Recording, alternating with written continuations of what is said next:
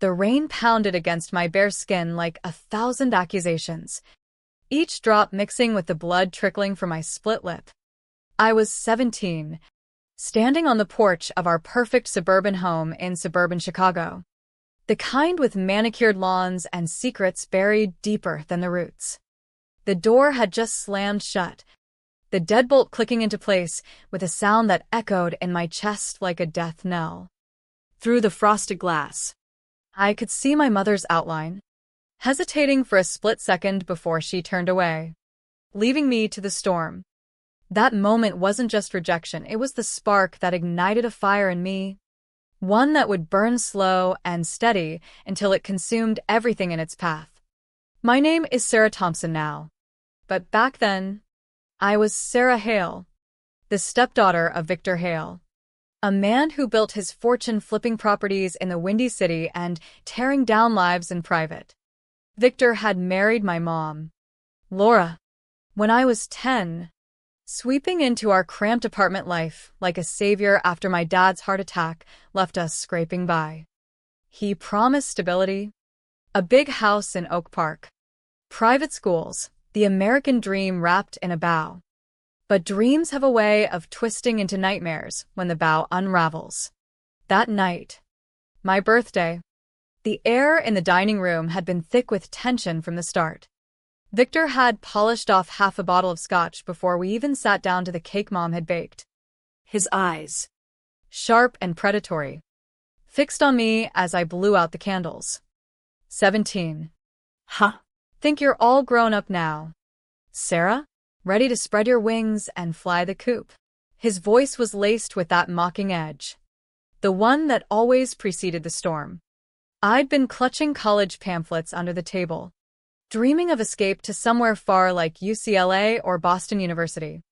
I'm just planning ahead, I muttered, avoiding his gaze. Mom shifted uncomfortably, her fork scraping against the plate. The explosion came fast. Planning ahead? With what money? You think I'm bankrolling your little rebellion? He slammed his fist down, sending crumbs flying.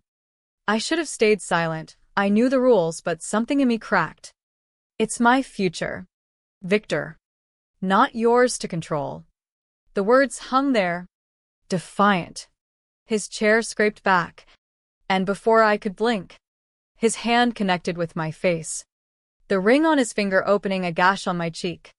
Mom gasped, but she didn't move. Get out, he snarled, grabbing my arm and dragging me toward the door. Ungrateful little bitch. This is my house. My rules. I stumbled onto the porch, the cold November rain soaking through my thin sweater instantly.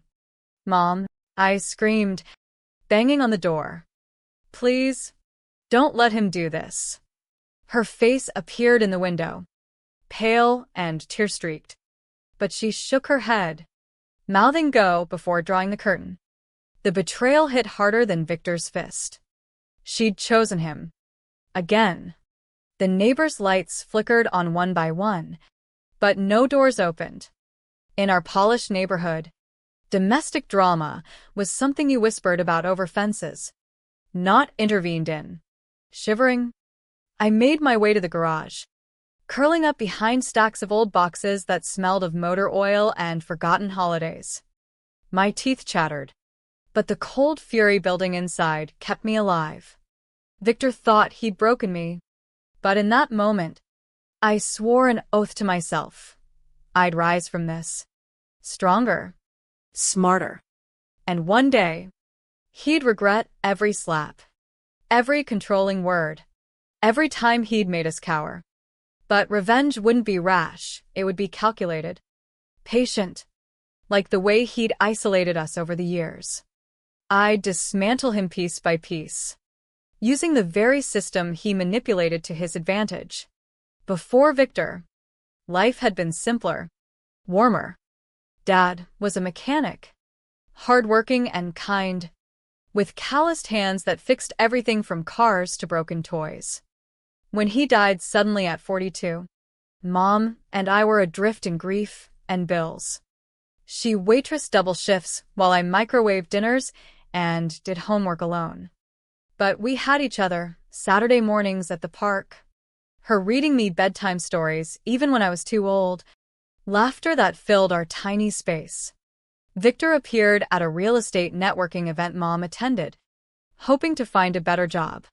He was charismatic, 45, divorced, with a smile that lit up rooms and a wallet that solved problems. Flowers arrived at our door. Then dinners at steakhouses. Weekend getaways to Lake Michigan. He sees potential in us. Sarah, Mom said, her eyes sparkling for the first time in years. I wanted her happy. So I went along when he moved us to his sprawling home, enrolled me in elite schools, and planned a lavish wedding where he vowed to be the father I'd lost. The cracks showed early. Your mom doesn't need that dead-end job anymore, he'd say, convincing her to quit. Then it was her friends. They're holding you back. Laura. Book clubs canceled. Girls' nights forbidden. For me, rules piled up. Curfew at 8. No sleepovers. Grades monitored like stock prices. I'm investing in you, he'd claim. But it felt like ownership. Mom started on anxiety meds, her vibrant spirit dimming.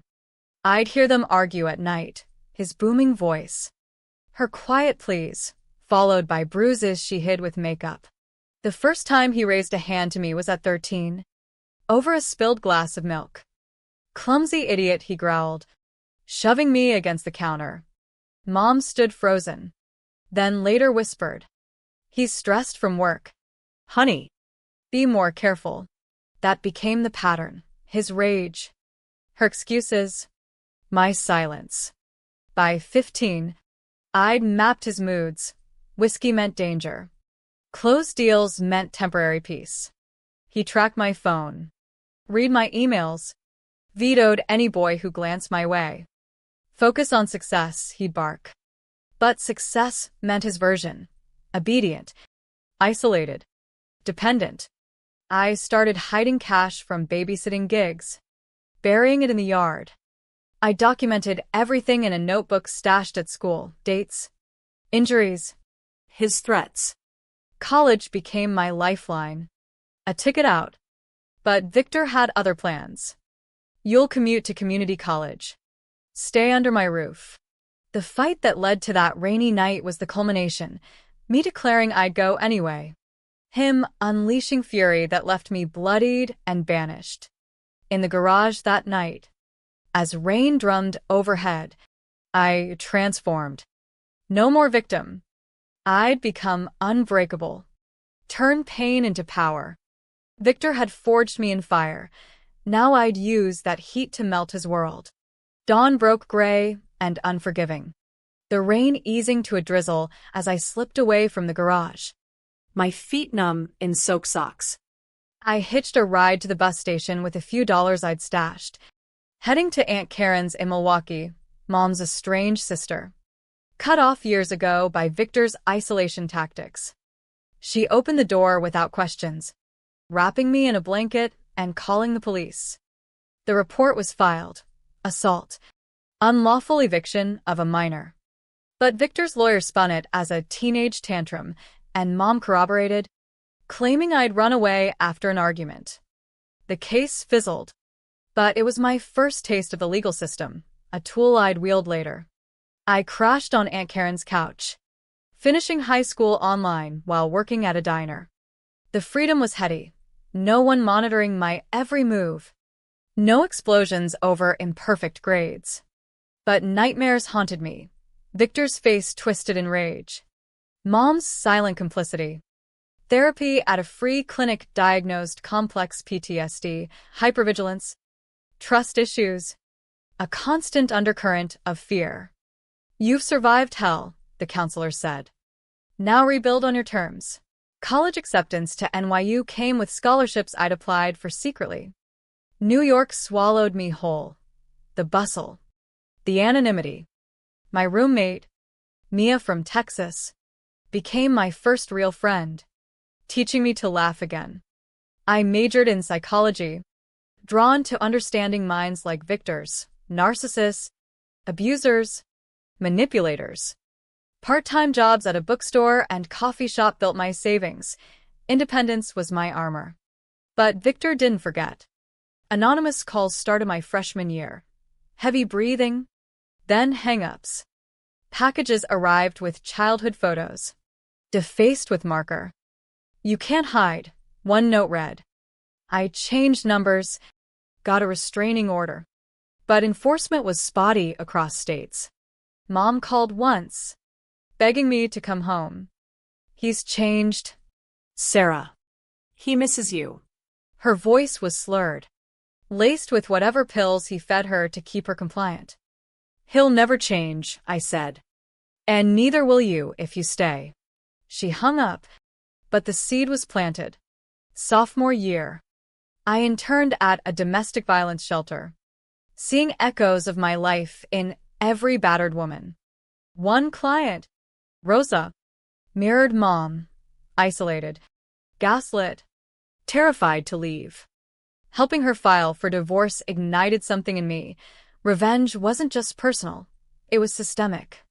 I started compiling a dossier on Victor, public records of his shady deals, whispers from old associates about cut corners in renovations, tax dodges. His real estate empire looked pristine, but scratches revealed rot. Graduation came, and with it, a master's in clinical psychology. I moved to Philadelphia for my license, setting up a small practice focused on trauma survivors.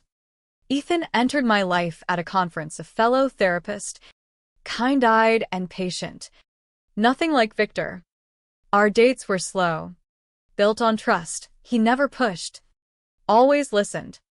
"You're a force," he said one night, tracing a scar on my arm from Victor's ring. "But you don't have to fight alone." Word reached me that Mom's health was failing. Bruises turned to broken bones. Hospital visits excused as accidents. Victor's control had tightened. She hadn't worked in years. No money of her own. I sent anonymous resources, shelter info, legal aid numbers. Then, the call came at midnight. "Sarah? I need help." Mom's voice, small and broken. She'd found my number through Aunt Karen. Victor had shattered her wrist over a burned dinner. The ER doctor, suspecting abuse, slipped her a card. I drove through the night to Chicago, heart pounding. She met me at a motel, bags packed hastily, face gaunt but eyes alive with fear and resolve. "He'll find us," she whispered as we sped away. "He always does." We holed up in Philly, filing for a temporary protection order. Victor's response was swift, lawyers contesting it, claiming Mom was unstable, influenced by her vindictive daughter. He froze their accounts, leaving her penniless. But I'd prepared savings for her. Pro bono legal help from shelter contacts. The harassment escalated. My office was vandalized, files strewn, computers smashed. "Stay out of it," scrawled on the wall. Police linked it to a hired thug, but Victor's alibis were airtight. Ethan installed security cams. We slept with a bat by the bed. Mom wavered daily. Maybe I overreacted. He wasn't always bad. Therapy sessions with her revealed the depth of her trauma, Stockholm Syndrome twisted with love. "He saved us once," she'd say. "No," I'd counter gently. "He trapped us." I hired a PI, Ramirez, ex-FBI, to dig deeper. Patterns emerged. Victor's ex-wife had fled with similar stories, silenced by settlements. Employees whispered of hostile work environments, sexual advances, threats. Financials showed embezzlement, skimming from investors, inflating property values for loans. "This guy's a house of cards," Ramirez said. "One push, and it falls." The protection order hearing was a battlefield.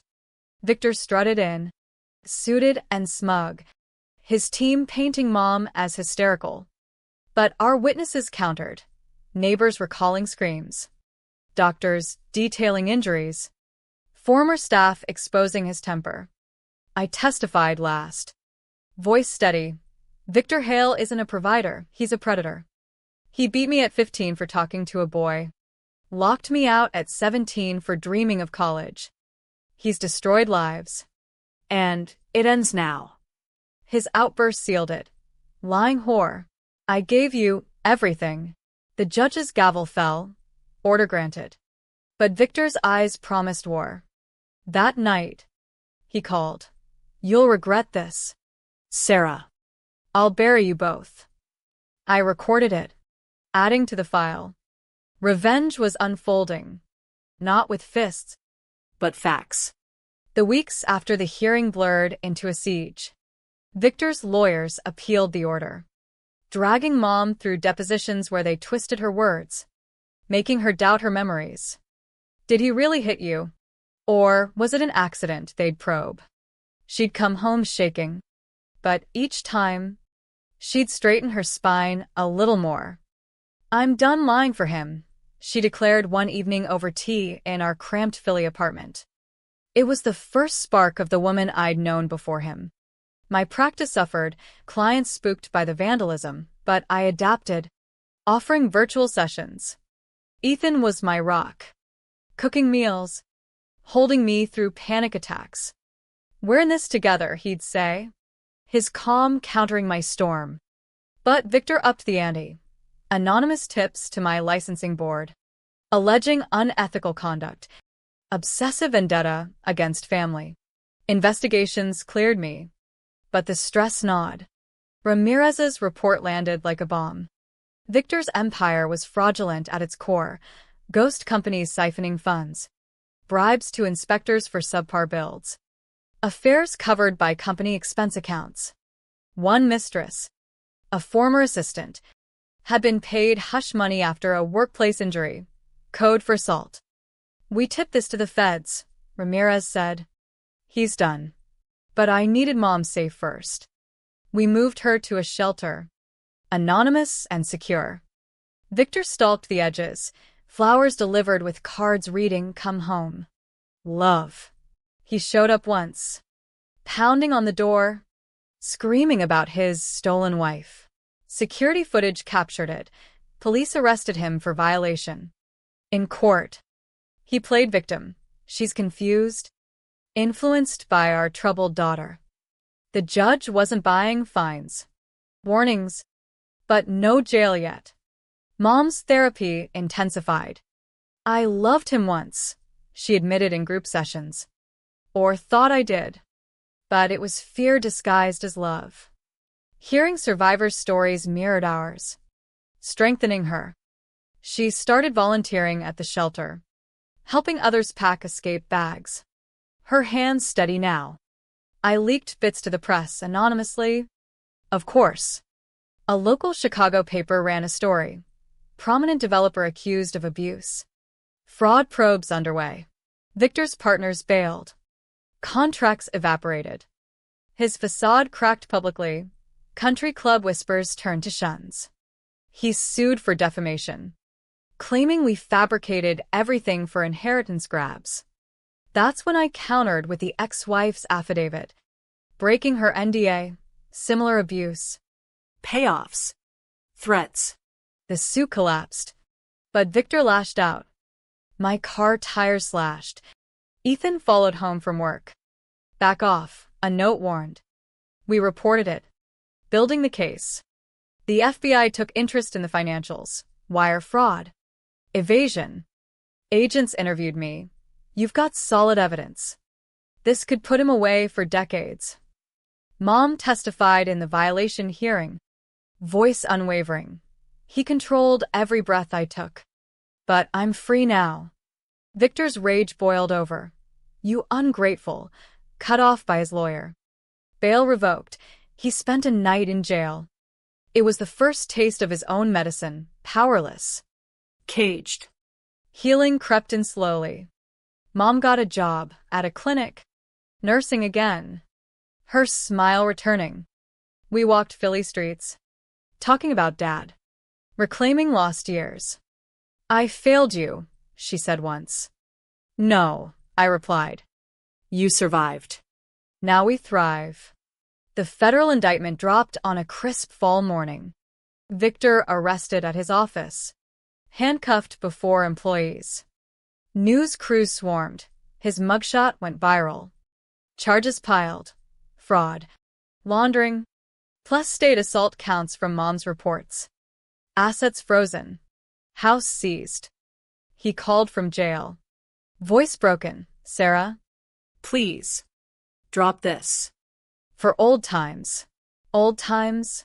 I laughed coldly. You mean the beatings? The control? Goodbye, Victor. Click. Satisfaction bloomed, not glee, but justice. The trial loomed like a thundercloud.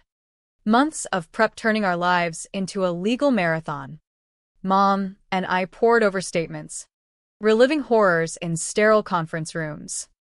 Can I do this? She'd ask. Eyes haunted. You already are, I'd say, squeezing her hand. Ethan attended hearings, his presence a quiet anchor. Victor's team fought dirty. Character assassinations. Dredging my therapy records illegally obtained. We countered. But evidence mounted, bank statements, witness testimonies, recordings. His ex-mistress took the stand. He hit me, paid me to vanish. Former partners detailed scams. He cooked books, threatened exposure. I testified mid-trial, facing Victor across the courtroom. He looked diminished, graying in his orange jumpsuit. Mr. Hale abused us systematically, I said, detailing years of terror. That rainy night. Prosecutors played his threatening call. The jury shifted uncomfortably. His cross-exam tried to paint me vengeful. You're out for revenge, aren't you? No, I replied evenly. For justice. Mom's testimony was pivotal. She walked in poised, describing isolation, beatings, fear. I stayed for Sarah, then out of terror. But he broke us. Victor whispered to his lawyer. But his eyes avoided hers, cowardice exposed. The verdict came swift, guilty on all counts. 15 years federal, plus state time.